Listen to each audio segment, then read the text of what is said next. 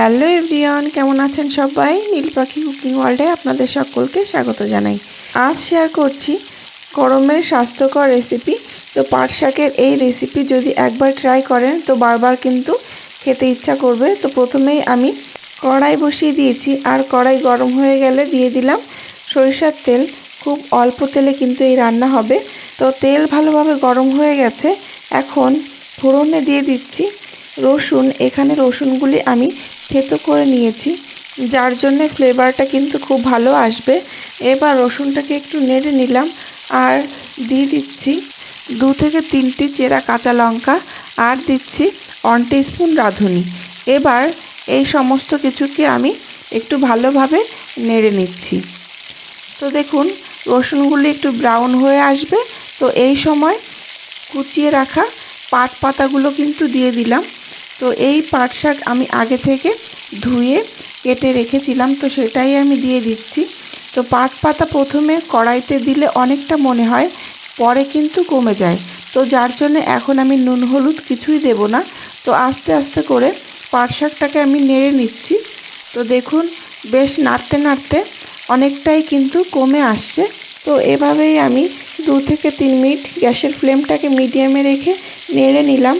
তো দেখুন অনেকটা কমে গেছে। এখন আমি পরিমাণ মতো নুন দিয়ে দিলাম, আর পরিমাণ মতো হলুদ গুঁড়ো দিলাম। তো এই সময় দেওয়ার কারণ হলো নুনটা ঠিকঠাক বোঝা যায় যে কতটা দিতে হবে। আগে থেকে দিলে কিন্তু লবণটা বেশি পড়ে যায়। আর স্বাদ মতো চেরা কাঁচা লঙ্কা দিয়ে দিলাম। এবার এই সমস্ত উপকরণকে আমি ভালোভাবে নেড়ে চেড়ে আর একটু কষিয়ে নিলাম। তো দেখুন আরও কিন্তু কমে গেল পাট শাকটা। এবার আমি পরিমাণ মতো জল দেব। জলটা কিন্তু খুব বেশি দেব না, অল্পই দেব, শাকটা যাতে ঠিকঠাক সিদ্ধ হয়। তো এইবার সমস্ত কিছু আবারও ভালোভাবে নেড়ে নিচ্ছি। এই শাকের রেসিপিতে কোনো রকম ঝোল থাকবে না, যার জন্যে আমি বেশি পরিমাণে কিন্তু জল দিইনি। তো এবার গ্যাসের ফ্লেমটা হাই রেখে আমি ঢেকে দিলাম। ঢেকে রান্না করে নেব তো 5 থেকে 6 মিনিট। তো দেখুন একেবারে ঝোলটা মরে গেছে, আর শাকগুলো কিন্তু খুব ভালোভাবে সিদ্ধ হয়ে গেছে।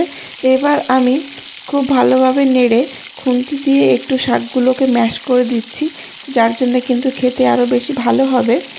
তো দেখুন রান্নাটা প্রায় কমপ্লিট। তো সবশেষে খুব সামান্য কয়েক দানা চিনি দিয়ে দিলাম নুন আর ঝালের টেস্টটাকে ব্যালেন্স করার জন্যে। তো এই শাকের রেসিপি কিন্তু পুরোপুরি কমপ্লিট। এই গরমে অবশ্যই একবার ট্রাই করবেন, আর ভালো লাগলে একটা লাইক করবেন, কমেন্ট করবেন, শেয়ার করবেন, আর অবশ্যই সাবস্ক্রাইব করবেন। তবে আজকের ভিডিও এই পর্যন্তই। ফিরে আসবো আবারও নতুন কোনো রেসিপি নিয়ে। ততক্ষণ ভালো থাকবেন।